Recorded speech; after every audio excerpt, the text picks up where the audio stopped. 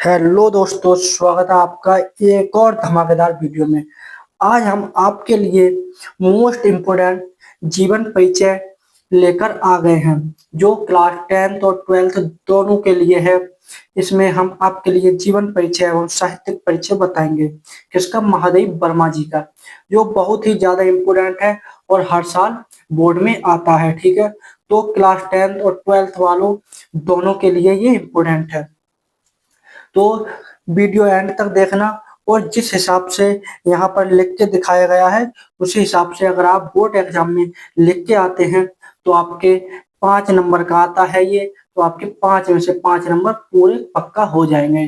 ठीक है, तो वीडियो को एंड तक जरूर देखें, और अगर आप इस चैनल पर नए हैं तो चैनल को सब्सक्राइब करें और बेल आइकन को प्रेस करें, ताकि हमारी आने वाली सभी वीडियो आपको मिल सकें। और अगर अभी तक आपने ये वीडियो अपने दोस्तों के पास शेयर नहीं करी है तो अपने दोस्तों के पास शेयर करें। तो बिना टाइम बर्बाद किए वीडियो शुरू करते हैं। किस चीज का? महादेवी वर्मा जी का जीवन परिचय है, महादेवी वर्मा जी का। ठीक है, आपको कैसे लिखना है इस हिसाब से आपको एक हेडिंग बनानी है। कैसे? यहाँ पर ही लिखा हुआ है जैसे जीवन परिचय लिखना है। ठीक है, फिर अपने को लिखना है महादेवी वर्मा जी का जन्म। महादेवी वर्मा जी का जन्म फर्रुखाबाद, मतलब जहां पर हुआ है उसे अंडरलाइन कर देना और ब्लैक पेन से लिख देना। ठीक है, जो मेन टॉपिक होते हैं उस पर एग्जामिनर की नजर जाती है तो वो ज्यादा ध्यान नहीं देता और बातों पर। वो आपके मेन जो टॉपिक दिखाए गए हैं उसमें यानी कि डार्क करके, तो उन्हीं को देखता है और समझ जाता है कि बच्चे ने अच्छे करके लिखा है और आपको पूरे नंबर दे देता है। ठीक है, तो आप उसे डार्क जरूर करते हैं जो इम्पोर्टेंट पॉइंट है जहां भी। ठीक है, जैसे यहाँ पर है ये कहाँ हुआ था इनका जन्म? फर्रुखाबाद के शिक्षित परिवार में सन 1907 ईस्वी में। कितने? जो महादेव वर्मा जी हैं उनका जन्म फर्रुखाबाद के एक शिक्षित परिवार में सन 1907 ईस्वी में हुआ था। ठीक है, सन आपको अच्छे से याद रखनी है।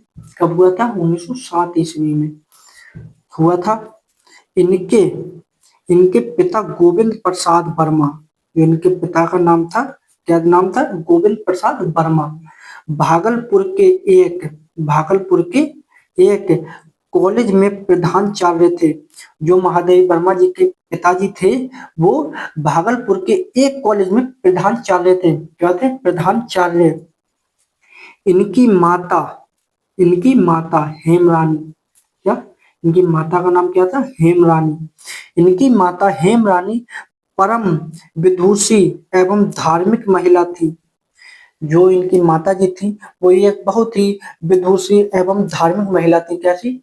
एक बहुत ही अच्छी और ज्ञानी महिला थी। ठीक है, इसलिए इसलिए महादेवी वर्मा जी इसलिए महादेवी वर्मा जी का मन बचपन से ही बचपन से ही साहित्य में लगता था। कहाँ लगता था? साहित्य में। जो महादेवी वर्मा जी थी उनका मन बचपन से ही साहित्य में लगता था। फिर फिर आपको लिखना है इसमें जीवन परिचय में, ज्यादा नहीं लिखना, मेन की बातें लिखनी है। ठीक है, फिर लिखना 11 सितंबर 1987 ईस्वी में इस महान लेखिका का स्वर्गवास हो गया। जैसे इतना ही आपको लिखना है जीवन परिचय में। ठीक है, कितना? जो आपको बताया था। महादेवी वर्मा जी का जन्म फर्रुखाबाद के शिक्षित परिवार में सन 1907 ईस्वी में हुआ था। इनके पिता गोविंद प्रसाद वर्मा भागलपुर के एक कॉलेज में प्रधानाचार्य थे। इनकी माता हेमरानी परम विदुषी एवं धार्मिक महिला थी।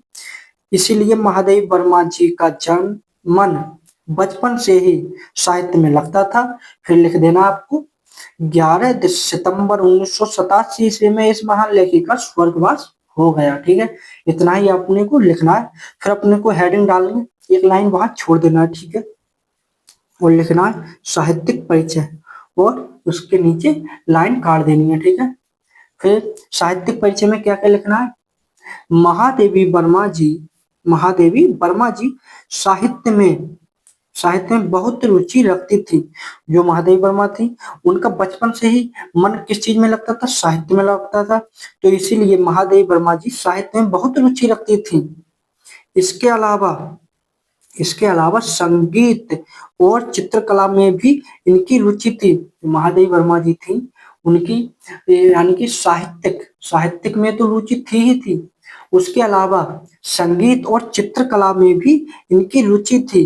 ठीक है, फिर लिखना है इनकी इनकी साहित्यिक साधना के लिए इनकी साहित्यिक साधना के लिए भारत सरकार ने इन्हें पद्म भूषण किससे पद्म भूषण से सम्मानित किया।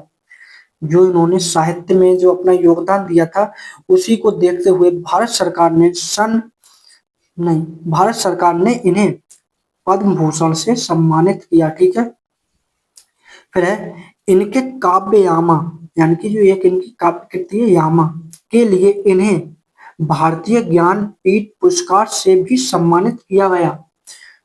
किससे? भारतीय ज्ञानपीठ पुरस्कार से सम्मानित किया गया था। जो इनको पुरस्कार मिले थे उनको भी आपको डार्क कर देना है, यानी कि उसके नीचे भी लाइन काट देनी है, जिससे एग्जामिनर को पता चले कि बच्चे ने कितने अच्छे से लिखा है। ठीक है, फिर लिखना है अगले लिखना, इन्हें आधुनिक युग की मीरा भी कहा जाता है। महादेवी वर्मा थी, उनको क्या बोला जाता है? आधुनिक युग की मीरा भी कहा जाता है। और फिर आपने को इनकी जो महत्वपूर्ण यानी कि प्रसिद्ध कृतियां हैं वो लिख देनी है। और नीचे एक हेडिंग डाल देनी है कृतियां। अपने ज्यादा नहीं लिखना, केवल वहां 1 से 1.5 पेज का अगर आप लिखोगे तो अगर आपका वो ही अच्छे तरीके से लिखा हुआ है तो उसी से आपको एग्जामिनर 5 में से 5 नंबर दे देगा। ज्यादा लिखने की आवश्यकता नहीं है, क्योंकि 5 नंबर का टॉपिक है तो 5 नंबर के ही हिसाब से आपको लिख के आना है। ठीक है, ना कम लिखना है ना ज्यादा लिखना है। ठीक है, फिर लिखना है अपने कृतियां। कृतियों में क्या अपने हेडिंग डाल देनी, काव्य रचना। जो इनकी काव्य रचना कौन कौन सी है? नीरजा, निहार, रसीम, दीप शिखा, यामा। 3 से 4 आपको वहां पे रचना लिख कर आनी है, जो उनकी मुख्य रचना। ये अपनी 5 हो गई। फिर है गद्य रचना। फिर एक हेडिंग बना लेनी गद्य रचना। वो काव्य रचना थी, ये है गद्य रचना। इसमें क्या क्या लिखना है? अतीत के अतीत के चलचित्र। ठीक है, स्मृति की रेखाएं। बहुत इंपोर्टेंट वो है ये क्या रचना, बहुत ही ज्यादा इंपोर्टेंट है। अपने को ये एमसीक्यू यानी कि बहुविकल्प में भी कभी कभी पूछ लेता है कि स्मृति की रेखाएं किसकी रचना है। वहां ऑप्शन दिए होते हैं, तो आपको क्या लगाना है? महादेवी वर्मा जी का। ठीक है, फिर है श्रृंखला की कड़ियां। ये भी इम्पोर्टेंट है। ठीक है, श्रृंखला की कड़ियां। तो यही कृतियां हैं जो आपको याद रखनी है। इसमें हमने आपके लिए 8-9 कृतियां बता दी हैं, लेकिन आपको इनमें से 4 से 5 तो वहां पर लिख के ही आना है। ठीक है, और कुछ नहीं लिखना है, इतना ही लिखना है। और जैसे बताया है, अगर उस प्रकार से अगर आप लिख के आते हैं साफ तरीके से, तो आपको 5 में से 5 नंबर लाने से कोई नहीं रोक सकता। ठीक है, 5 में से 5 नंबर आपके पक्के हो जाएंगे यहाँ से। ठीक है, तो अगर आपको वीडियो अच्छी लगी हो तो वीडियो लाइक करें और कमेंट करें। अगर आपने इससे पहले वाली वीडियो नहीं देखी है, और भी हमने जीवन परिचय और साहित्य परिचय के बारे में वीडियो लेकर आए हैं, अगर वो वीडियो नहीं देखी है तो वो वीडियो आप जाकर देख सकते हैं। डिस्क्रिप्शन बॉक्स में आपको लिंक मिल जाएगा। ठीक है, तो मिलते हैं किसी नेक्स्ट वीडियो में एक शानदार टॉपिक के साथ। धन्यवाद।